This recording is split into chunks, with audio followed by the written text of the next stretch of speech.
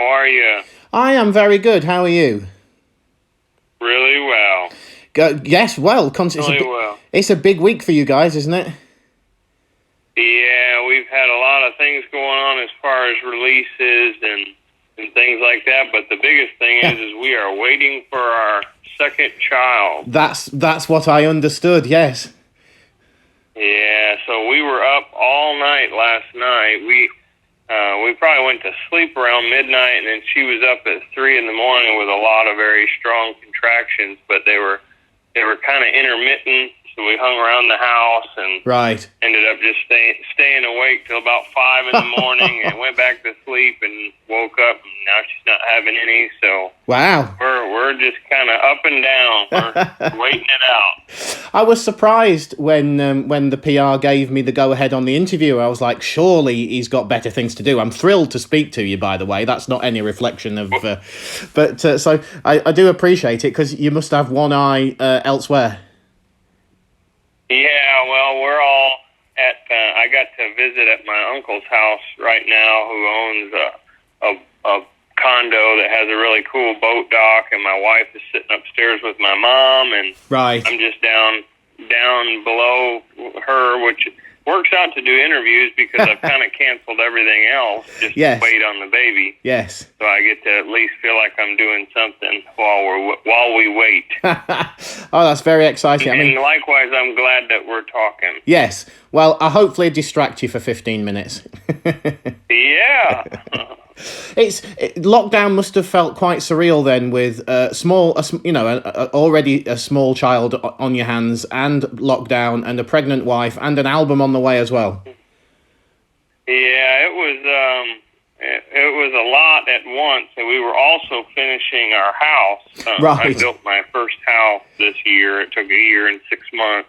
Wow. And we were finishing it when the shutdown happened, which ended up being a blessing in disguise because I didn't realize that I had so much work to do to get finished, and I was on a deadline. So having everything else canceled allowed me the ability to get everything done just in time.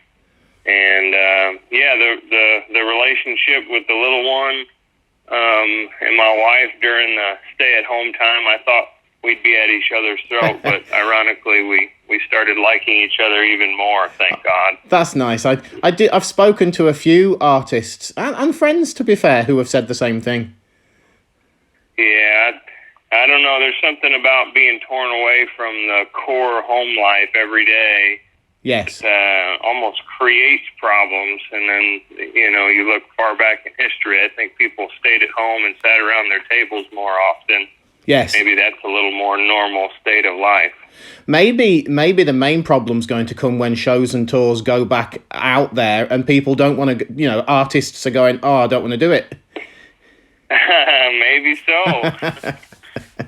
Well, look, it's been, I've listened to I haven't got a copy of the album yet, but I have obviously been listening for the last few weeks to the tracks that you've been releasing. But what really surprised me is that it's 4 years since Behind This Guitar. Does it feel like it's been a while? Oh yeah, it felt like it. Too long. I mean, there's been a number of reasons. There's part where, I wasn't ready to make a record. I wasn't in a good headspace to make a record. And then there was times that I was in a good headspace and the label wasn't ready. Right. Or we didn't have the producer lined up.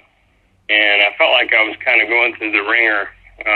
Yes. Leading up to making the album. But looking back, I don't think I could have made the album that I made had I not gone through all those ups and downs. So yes, I'm thankful for the time.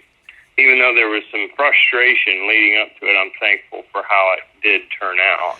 And I that is definitely coming through in the new songs. I do think the songs that you've released so far are absolutely fantastic for lots of different reasons and lots of different styles. But you just seem really happy and content on these songs. Oh man, I mean, I'm not trying to sell anything when I say I couldn't be more proud of what we did.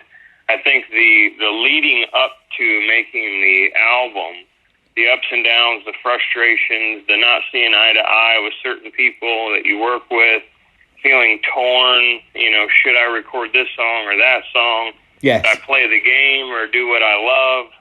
I feel like in that frustration, I grew a stronger conviction to follow my heart in making this record, because I could see that if I'm a puppet in any way, yes, I'm going to live a rather unhappy life. And so I just kind of bared down with Jim Moose Brown, the producer, and our only guiding light was heart. Yes. And now I get to travel and talk in interviews about a record that is completely me. Yes. And I don't have anything to be ashamed of, and that feels like life to me. You know, it doesn't feel like I'm hiding behind a bush around any corner, and I'm really thankful for that feeling. And that must be so important, because you're going to have to go out for the next 2 years and play these songs and believe in them, that you've really feel like they are coming from an authentic and integral place inside you. Yes, exactly. And I've heard so many people talk about the other reality. You know, be careful about what you record, because you might have to sing it the rest of your life. Yeah. I've always heard that since I came to town, and so many people have been locked in this cage of success, and then end up being kind of unhappy for it. So yes. I'm really thankful for the opportunity and a label that let me pick the songs that I wanted to pick and do the things that I wanted to do as far as the artwork goes. And along the way, there were so many people that just helped enhance the vision that I had. Yes. And then got excited about it with me and helped me achieve it. And I couldn't be more thankful for that either. And was Ain't Looking Back, was that always going to be the title from the moment that you wrote the song? Because it does seem to be saying a lot about you. Yeah, it does say a lot about me, but interestingly enough, it's not a song that I wrote, and I'm glad that you thought that I did write it, because I don't want to record outside songs that people couldn't see me writing. Yes. Behind This Guitar was the title track of the first album, and that was one of the only songs on the album that I didn't write, and everyone assumes that I wrote it because it is about my life. Yes. But Mark Nessler wrote Ain't Looking Back. I can partially say that it's very much my life, because I think it's the human experience. I think we've all done things that we regret, and if we don't believe that, I think we're rather prideful. Yeah, so, yeah. But then, you know, we all have to find abiding way to let go of the past in order to have a meaningful future. And so I knew that having it be the title track of the album wouldn't just benefit me, because it's explaining my life and what I was coming out of in between records as far as life stuff goes. Yes. I knew that it would speak to many people, or at least I hoped it would. And I'm interested, actually, because, like you said, I don't know. I haven't had the final writing list, but I do know that there are quite a diverse set of writers on the album. So you've got people at one end like Paul Overstreet, and then you've got Trevor Rosen and Matt Ramsey, and they are very diverse people. How did you make that all fit onto one album? Well, you know, some of the outside songs, you know, like Matt and Trevor, you know, there are some continuity with that, because one of the writers, you know, there's two songs on the project that was written by Mark Nessler that was co-written with some of the other writers, and Mark is one of my favorite writers due to his melodies. And that's the beauty of co-writing, is that, you know, you can almost see it like, I look at this rather in a strange way, but almost in bloodlines sometimes. I think that the reason why I like Mark Nessler's melodies so much, I bet you I could trace back his ancestors in some way. He came from Ireland in the same way that I did, and we love the same melodies. But sure. So you can mix and match these writers, and if there is one writer in the bunch that looks at the world or looks at music the way that you do, there's a high chance that there's something about that song that speaks to you and that would have continuity with your album, even if there's writers on that song that if they were to write a song by themselves, it maybe wouldn't fit what you do. Yes. So that's kind of the beauty of co-writing, and the Paul Overstreet song is a song that I got to write with Paul Overstreet. So then you can obviously see the continuity there. Yeah, I would have a strong influence with him, and then the other songs, one was written with Phil O'Donnell. I think the song with Matt. Phil O'Donnell started the song with Matt, and then I finished the song with right. O'Donnell, and Matt was out of town. Yes. So it's interesting how the moving parts fit together. But at the end of the day, you should be able to close your eyes and hopefully find continuity and a common theme and thread.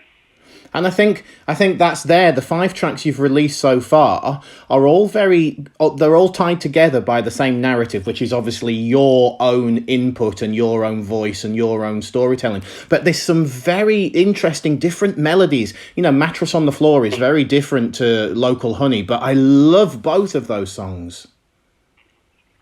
Yeah, and I think one way that Moose's idea, the producer, to make very different sounds have a common theme is that he made sure that each recording was based on the production around each recording was based on just the foundation being me, my voice, and the way that I play the acoustic guitar. So what we would do is before we'd go in and record, we wouldn't hear a demo. He would have me play it, just me and my guitar, and the band would stand around me, get the tempo of the way I was playing it, and then figure out what can we do to just enhance what he's already doing. Sure. And then therefore the entire record just is, the common theme is just the way that I was feeling the song and the way that I sing it, and even though they're pretty different from one another, they still are rooted in the same thing.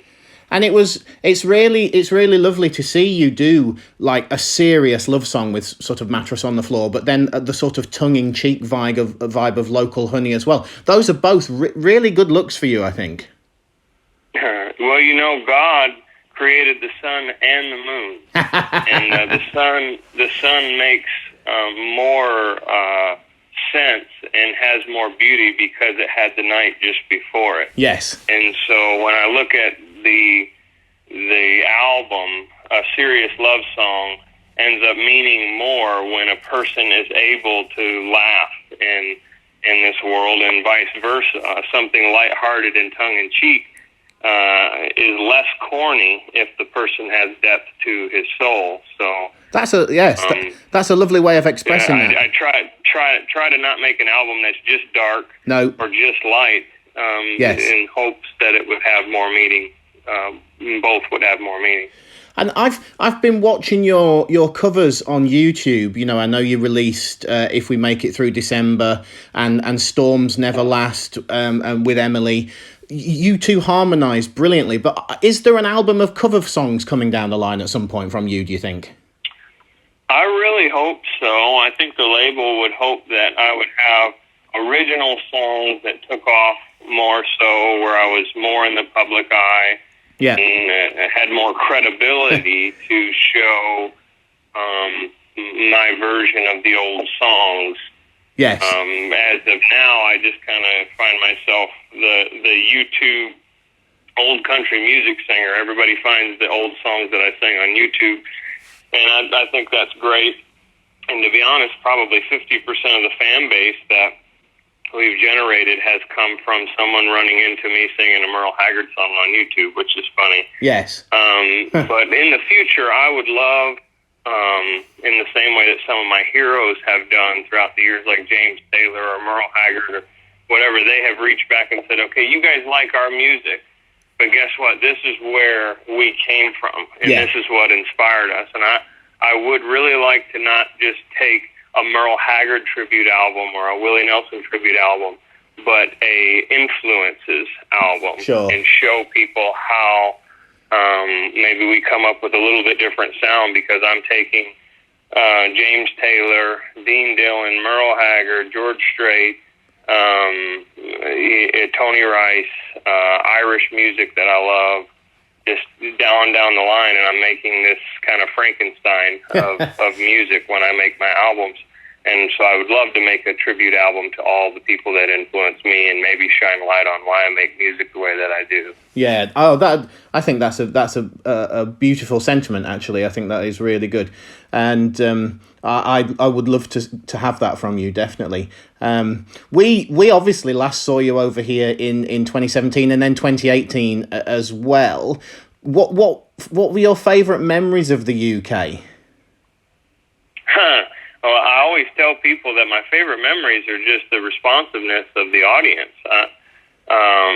So your audience is more in tune with history. I tell people we're a young world over here, and so we're fascinated by what is new more than have as much. I mean, there's some people here that have appreciation of what is old. But it seems like you guys have both. You look forward to the new, but you have a more deeply rooted appreciation of what we're building on. And so when I'm able to share my new music and then do what I told you I'd like to do in a tribute album, from the stage I feel more free to tell people where I'm coming from or play an old song. And people just respond to that more fervently than in the U.S. So going over there, I'm just in love with the audience. I can sit down in a coffee shop. I can sit down C to C. I can do whatever and share the full spectrum of who I am without any fear of someone understanding it or not. It just feels like kind of my people there. Yes. And here, for some reason, I have to screen some of the depth of what I would like to share, just because of a lack of rootedness in history. Right. And, and I don't know if that's just the circles I've been in so far here, but it seems like I'm in more of a storytelling setting and a history-telling setting when I'm playing overseas, and I really appreciate that. Well, look, when the time is right with both your family situation and the world situation, we can't wait to have you back. We'd love to have you back. Well, I can't wait either. I hope they open our borders and let us move more freely to and fro. Yes. And, we can't wait for the album release. So thanks, Mo, for your time today, because whenever we do get to speak to you, we love the depth of your passion for music and for the stories that you tell. So, good luck this week with the baby and good luck with the album. And we'd love to see you back over here as soon as possible. Great. Thank you so much. I appreciated the interview. You did a great job. Oh, no problem, Mo. It's always lovely to speak to you. Yeah, you too. Thank you. All right. Take care.